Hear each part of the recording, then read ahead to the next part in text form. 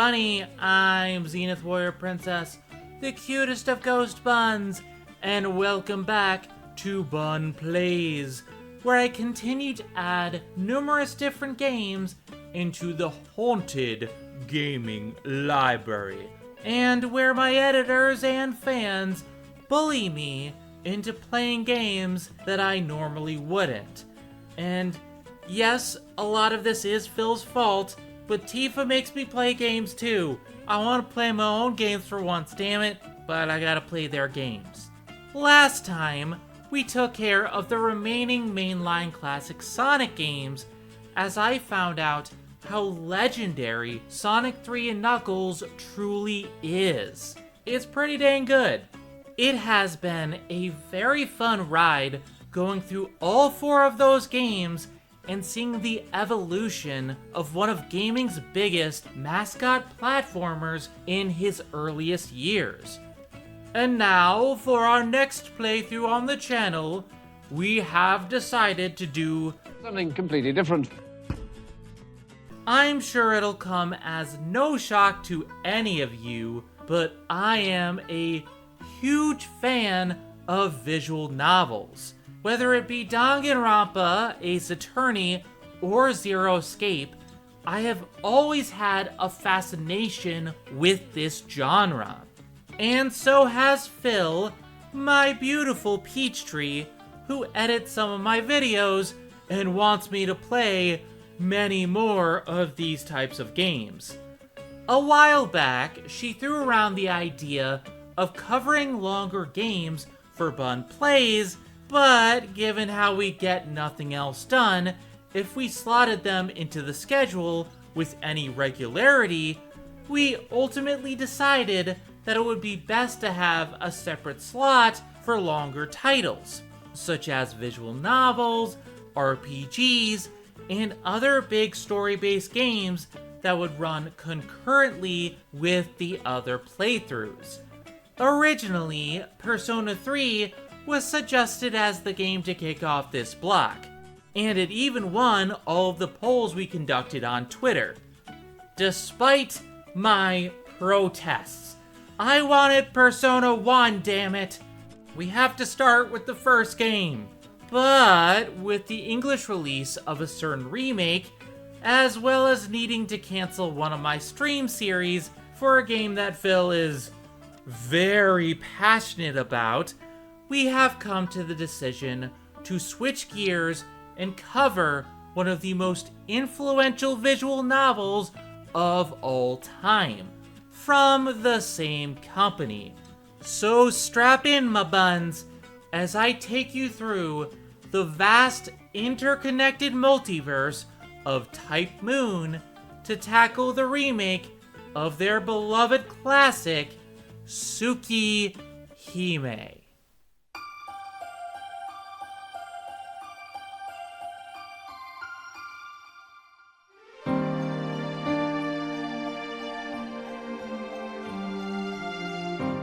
For those unaware, Type Moon is a Japanese video game company founded in 1998 by close friends Kinoku Nasu and Takashi Takeuchi, who had known each other since junior high. Nasu was always one for writing, constantly coming up with ideas for stories he wanted to tell in his youth, including the prototype to what we now know as the company's biggest hit, Fate Stay Night. Oddly enough, the genders of the 2 leads would end up swapping, but that's a discussion for another day. So I wasn't exactly wrong with my nickname for the series. On the flip side, Takeuchi was continuing to hone his skills as an artist, which led the pair to begin collaborating to fully realize the stories that Nasu wanted to tell. The two began by publishing their first official light novel as a duo, Kara no Kyokai, or The Garden of Sinners, as it is known in English. It was a contemporary narrative taking place in the late 90s and followed the tale of Shiki Ryogi, a teenage girl who was born a demon hunter and obtained a cursed ability known as the Mystic Eyes of Death Perception, which is most likely the precursor to the Death Note. Side note, that is a really awesome and lame title at the same time. She journeys forth with her high school friend to unravel several supernatural mysteries for the detective agency of a mage known as Toko Aozaki. I hope you're remembering these names for the record, since despite being separate stories, there is a lot that is shared within Nasu's work. More on that later, though. Kana! I can't think when you're yelling at me through the door. Kana's yelling at me through the other room, and I know it's a rainstorm, but come on, Kana. The first 5 chapters of Kara no Kyokai would be published online, with the final 2 being sold at the semi-annual doujinshi convention Kamiket, short for Comic Market. Kamiket is an event where many now famous visual novels would be first sold, such as Higurashi When They Cry and the various works of Studio Key. You know, the foundations of visual novels today. So, it's no surprise that it would be the birthplace for the juggernaut that was about to be born. After recruiting composer Keita Haga and the programmer Kyobi to their team, Nasu and Takeuchi would officially form the Dojin Circle, Type Moon, followed by the distribution of a floppy disk, which would contain the announcement of their first visual novel. And yeah, for you kids in the audience, that's what we used before CDs on computers. God, I feel old. Fun fact, the official name of the company legally is Notes Company Limited, which is a reference to a previous short story Nasu had written, simply titled Notes. Type Moon only exists as a brand name that serves as an homage to the group's doujinshi origins. Its own name is also a reference to Notes, as a type in that story apparently refers to the embodiment of a planet, such as Type Jupiter, Type Mars, and Type Neptune. Type Pluto was also a named character, but they aren't a planet anymore, so I assume they've just ceased to exist. Meanwhile, the moon part of the name would be the link to the company's first project. While the English title can be literally translated as Moon Princess, it is more commonly known all around the world by its Japanese title, Tsukihime. Tsukihime is yet another story Nasu had in mind for a novel, this time setting his sights on everyone's favorite sparkly-skinned blood drinkers, vampires. He envisioned the story as a gripping romance between a vampire woman and a murderous man who could bizarrely see lines plastered all over his field of vision. Dude, just get glasses! Oh, what's that? He does? And it fixes it? What? I was just joking! Needless to say, however, his original plan for the project was far different from what would inevitably be released. For starters, the vampire woman who would act as the novel's main heroine was originally thought up as a cold, stereotypical vampire, while the main character himself would also be a vampire in his middle ages. Soon enough, it was decided that this just wasn't quite the tone they wanted to pursue for the story, so the dynamic of the relationship was altered heavily for the final release. The protagonist was given the name Shiki Tono and was de-aged into being an ordinary teenage boy with no ties to the vampiric world, while the vampire woman, now named Arquid Brunstud, would be re-envisioned as a cool, princess-like character. However, even this would end up being altered, as the team believed there was too much overlap amongst the heroines, with everyone speaking politely to Shiki. So at last, one more change would be made with Arquid, as while she would retain many of her princess-like traits, she would also be the one character amongst all the girls who would interact in an impolite manner. A stark contrast that would cement her as the story's primary heroine going forward.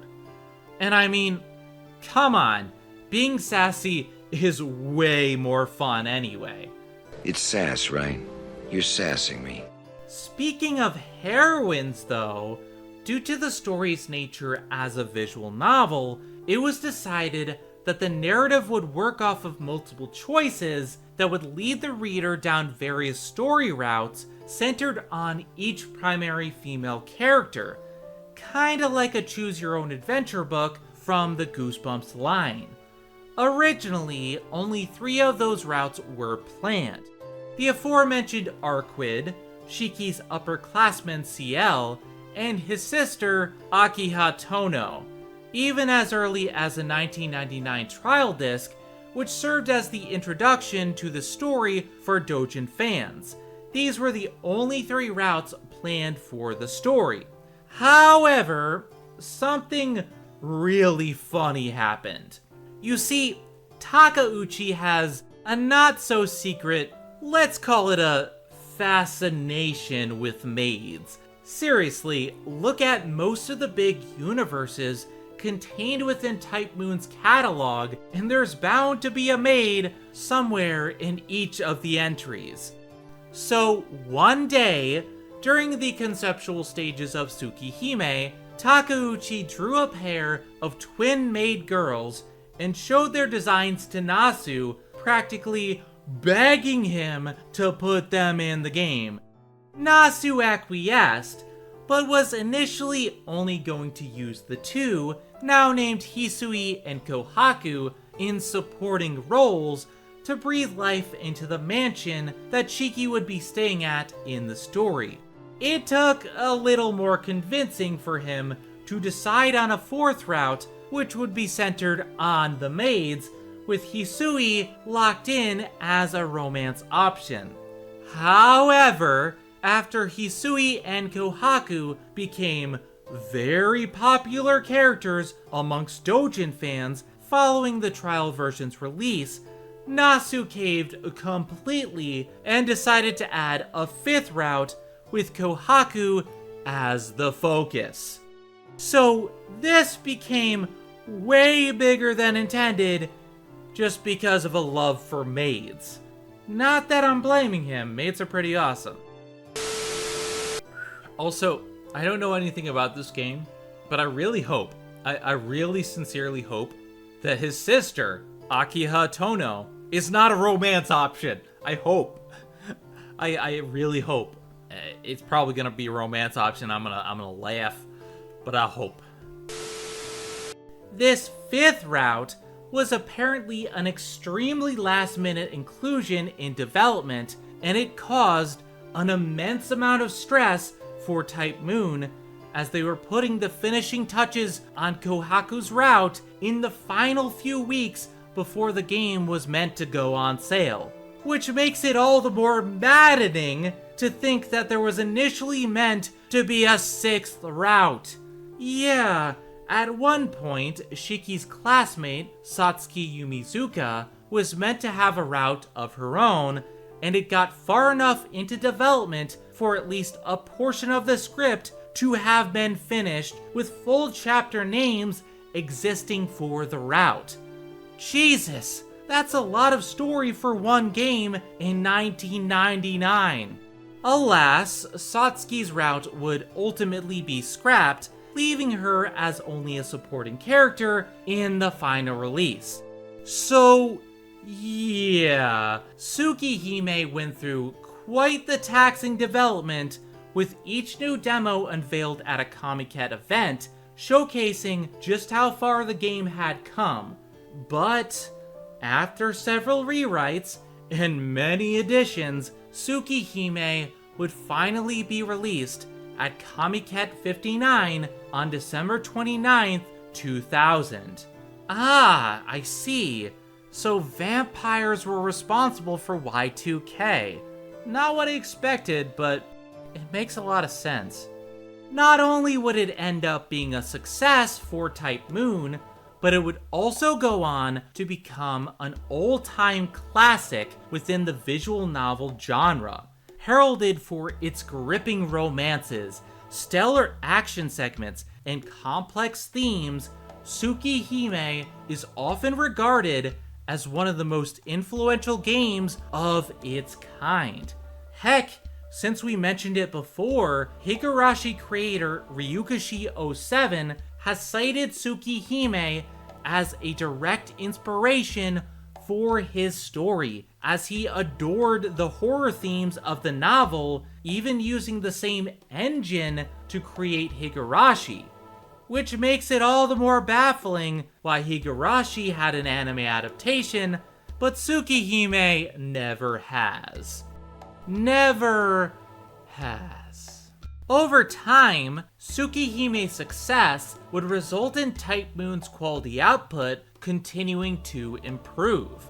In 2004, they would release Fate Stay Night, which would send the company into the stratosphere as they quickly rose from this little doujin group, putting out independent visual novels for PC, to a multi-million-dollar company in charge of one of the biggest mobile games in the world. There were console RPGs, numerous anime adaptations, an entire Type Moon museum, and merchandise up the wazoo. And heck, there was even another visual novel released in 2012 by the name of Mahotsukai no Yoru, known in English as Witch on the Holy Night, which had the highest budget of any of their visual novel releases up to that point. Fans even took to connecting all of these projects by calling this shared multiverse the Nasuverse, a term which Type Moon themselves would adopt. Because, oh yes, all these works aren't just their own separate stories. Oh, no. As there are key bits of lore that are retained in every single story that Nasu writes, from the way Magecraft works, to the mystic eyes, to several characters crossing over into other stories, you name it.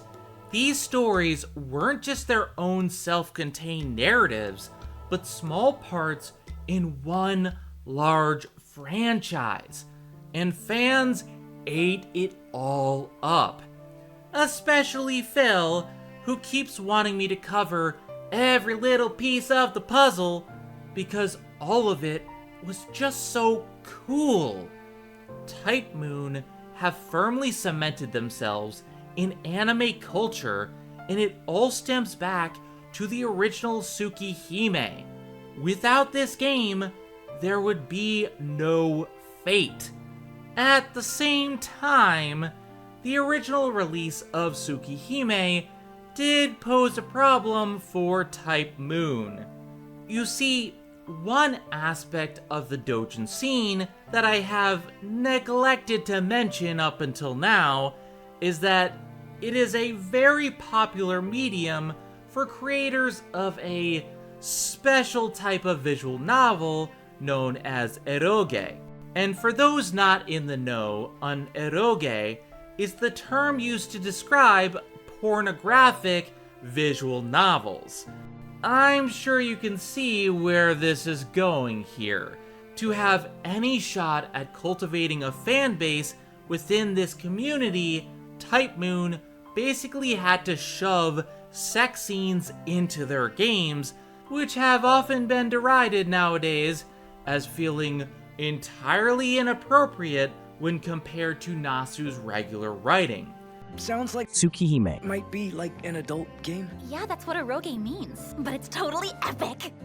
With their rise to fame following Fate's release, Type Moon would drop all pornographic content from their releases moving forward, but this did leave Tsukihime, Stay Night, and their respective sequels in a limbo state, as they could not be easily ported to other platforms given the content that they possessed.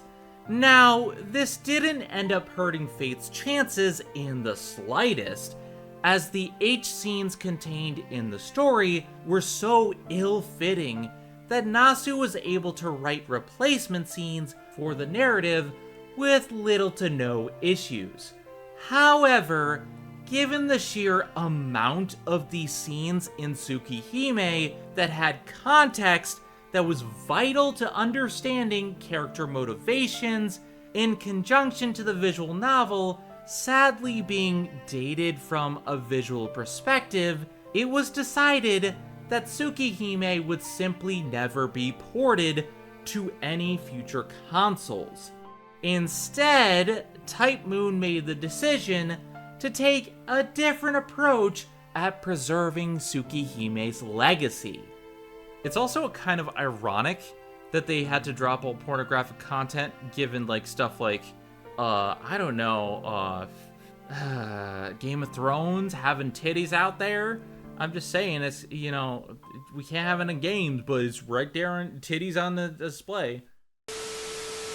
In mid-2008, Type Moon would shock their fans by unveiling a from-the-ground-up remake of Tsukihime. It would be a cleaner retelling of the story to stand alongside the company's current releases, with updated character designs and artwork, new music, and most intriguing of all, new changes, characters, and inclusions for the narrative. This news was no doubt extremely exciting, yet fans would have to wait, as new projects kept being lined up for several years to come, including Witch on the Holy Night, which took up Nasu's full attention. However, 1 year following the game's release, in 2013, fans would finally get their first teaser at the remake, and it only took 5 years following the announcement. Well, that's a shame.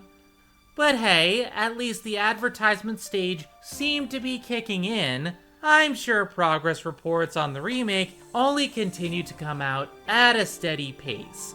And so, fans waited on edge to hear more about this exciting new remake of Tsukihime that they were dying to get their hands on. And they kept waiting, and waiting, and waiting, and waiting, and wait. They were saying absolutely nothing about the game. And waiting, and waiting, and waiting, and waiting, and waiting, and waiting, waiting, waiting, waiting, and waiting. I'm not kidding. Around 7 years passed with only the brief occasional mention here and there of its development, which led many Type Moon fans to believe that the remake had been quietly cancelled behind the scenes. All they had to go off of was Nasu's words that the project was still happening, but given that by 2020, it had been 12 years since the project's initial announcement, it just didn't seem like his words could actually be believed. I mean, 12 years. 12 years, my buns. Just think about that logistically for a second. Think of all the games that have come out in that time period. Think of all the games that have been announced and released in that time frame. That's ridiculous. During the 2010s, there were two big memes within the Tsukihime fandom. The Tsukihime anime isn't real, because it isn't, and the Tsukihime remake is never coming out. Type Moon was pouring all of their resources into the Fate franchise, particularly Fate Grand Order, as that was their golden child. They weren't even releasing any other original stories in the Nasuverse at this stage. It was only Fate. And as a result, many fans just resigned themselves into thinking that the remake was a pipe dream that would simply never come out. And then, out of the blue, it happened. It happened. It happened. Happening! It's happening! It's happening! During their New Year's Eve livestream at the end of 2020, Type Moon ended the event with one final surprise, which wound up being the formal announcement of the Tsukihime remake, now titled Tsukihime, A Piece of Blue Glass Moon. And it wasn't just another teaser either. It had voice acting, it had several scenes shown, it had an opening animation done by Studio Ufotable. It had a goddamn release window of summer 2021. It was real! It was real! The Tsukihime remake was finally coming out. And it only took them 13 years! Jesus. You heard it here first, folks. Kinoku Nasu is the living embodiment of Master Xehanort. How else would you explain this franchise being so damn complex? In any event, it wasn't all sunshine and rainbows, as it was revealed that this would only be the first of 2 parts to the remake. See, the 5 routes in the original Tsukihime were always split in 2. Arquid and Ciel's routes were referred to as the near side of the moon routes, whereas Akiha, Hisui, and Kohaku's were the far side of the moon routes. I'm guessing any new routes would lead to the dark side of the moon, featuring music from Pink Floyd. The near side routes would primarily focus on the vampiric elements that shrouded the world of Tsukihime, whereas the far side routes delved into the dark secrets of Shiki's family. Namely, that he has the same name as the main character of Kara no Kyokai.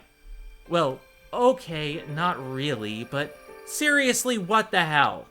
These 2 stories served as the divide that separates these routes and are wholly different from each other. However, when comparing the character routes within those 2 stories, that's where things get a little complicated.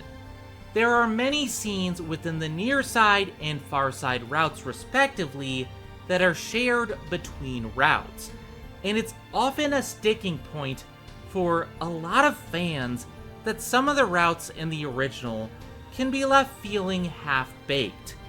In particular, Ciel's route is often criticized for sharing far too much with Arquid's route, and Kohaku's route is criticized for feeling like a last-minute inclusion, which, to be fair, it kinda was. As a result, a focus for this remake was to give each and every single one of the 5 routes the same love and care that the routes in Fate Stay Night ultimately received. And on top of that, it was also confirmed in 2021 that Nasu would be re-implementing the scrapped Satsuki route within the far side, making for a total of 6 different routes. As a result, the team didn't want to make fans wait even longer for the complete release of a visual novel that would probably be well over 200 hours long, and the decision was made to split the near side and far side routes into 2 different games. A Piece of Blue Glass Moon is naturally the remake of Arquid and Ciel's routes, whereas the far side will be contained within the game Tsukihime, the other side of Red Garden. I know for many, they have been returning to this world via the remake to see what changes have been made to the narrative. In my case, however, this will be my first time experiencing the story of Tsukihime.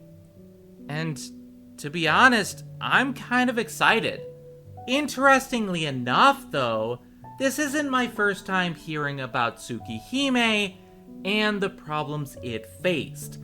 While I have heard a bit about it from Phil over the years, and only sparingly at that, since he only got into Tsukihime specifically relatively recently, my personal experience with this game actually goes all the way back to before I was a ghost.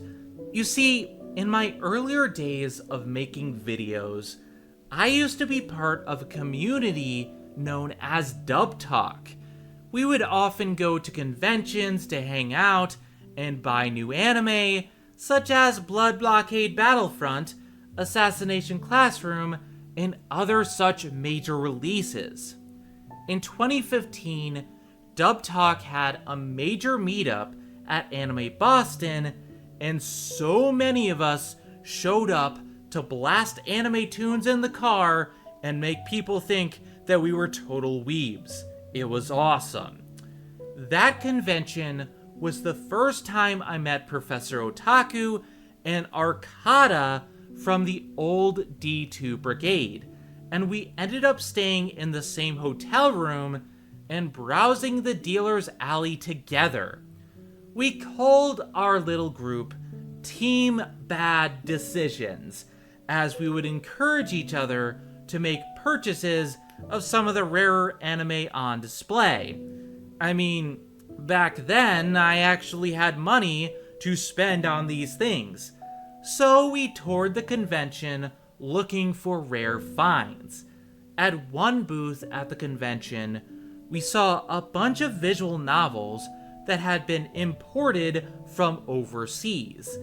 I was well versed in visual novels by this point, thanks to Danganronpa, Zero Escape, and Ace Attorney, so I was excited to check them all out. Unfortunately, all of these were region locked from what I remember, so I wouldn't have been able to play them regardless, and none of them were translated, so I wouldn't be able to understand the language. I decided not to pick any of them up, but I remember seeing Fate Stay Night and Tsukihime among the pile. Arcada gave me the Cliff Notes version for the both of them, and this is where I actually started wanting to get into the Fate franchise. It's not Phil. It's always been me. It was me. The problem was that we hadn't received any official versions in America. A few years later, a solution to the problem arose as my cousin Steve traveled back to Japan. Steve was one of my favorite cousins growing up because while he was much older than me, by around 10 or so years, we shared most of the same interests. We both liked Japan. He wrote and drew his own comic books that I thought were very cool at the time, and he ended up teaching English in Japan for many years until he got married. His wife Chieri is native to Japan, and much of what I know about Japanese culture comes from the two of them living over there. I was supposed to go with them 1 year, but my plans fell through, so Steve ended up bringing me a few gifts back from Japan. I asked him to see if he could find any manga, which he has given me several of over the years, such as a Japanese copy of Golgo 13, which is really awesome, and possibly if he could find Fate Stay Night. He brought back a Japanese copy of the game for the Vita, which, while I can't understand the language fully, was just amazing. I mean, I have had 2 years of Japanese in college, but I still don't fully understand the language. Of course, Phil found this in my collection and has been hounding me to play Fate ever since. I really regret not hiding this game better. Oh, but I kid. I really wanted to get into the Nasuverse for a while, but there hasn't been an easy way to get started, and we've been trying for ages. That is, until the Tsukihime remake made its way to America with an official English translation both digitally and with a limited physical release in 2024. Oh, whoever made this happen, thank you. I made sure to grab myself a copy as soon as possible, and we decided that Tsukihime would be the next game for Bun Plays after we had to cancel our Fate Stay Night stream series due to technical difficulties. Don't worry, I'll make up for it sooner or later, Fate fans. We will tackle several Fate-related projects. But yeah, this all started back in 2015, and while it's been a hard road getting to this point, Tsukihime is in my grasp, and Fate Stay Night finally has an official release of its own. It must be my birthday or something. Now, this is where I would normally end the primer as we gear up to play the actual game. However, what I didn't expect was for this limited edition box to be so damn large. When Phil gave me the link to buy the game, I was expecting, a normal sized PS4 case, but what I got was this. This damn thing is bigger than my face. Total eclipse of my face. So with that in mind, I just had to sit down and open this on camera to see what was inside. This is the story of a boy and vampires. And the vampire can do a backflip kick. Nice. I don't know who this red-haired girl is, but she's pretty hot. Limited edition bonus reference material 1, material of the blue glass moon. Okay, but nowhere in the original did Phil mention a blue glass moon. Is it Arquid's butt? I love her design and outfits though. Well, I guess it's time to open this up. Let's see, we've got this big ass art book, so that's nice. Although, it's telling me not to open it until after I played the game, so that's gonna have to wait, I guess. Here's the game itself, and oh, look at that, there's some quotes on the back. I didn't even notice just how beautiful the moon is tonight. And apparently you also never noticed that the moon could be spun like a DJ's record. Once I've taken out all the packaging and lined it up, I notice that the box is cracked from within the inside, so that sucks. Not sure why they would do that to my game, but hey, this is a pretty good limited edition box otherwise. It's really worth the $80 price tag, and I'm honestly surprised with the overall quality of this release. When I picked it up in the mailroom, I was looking for a much smaller package before finding this, which took me aback. They put some real effort into this release, and it shows. With all that said though, we'll be gazing into this blue glass moon soon enough, because when next we meet, my buns, we're diving into the world of Tsukihime, with vampires and bunnies and blue glass moons galore. Until then, my name is Zenith Warrior Princess, the cutest of ghost buns, and I hope you'll all join me as we journey through the world of the Nasuverse together to appease our great overlord Phil. Have a good one, everybody, and just watch out for them bunny vampires. They're everywhere.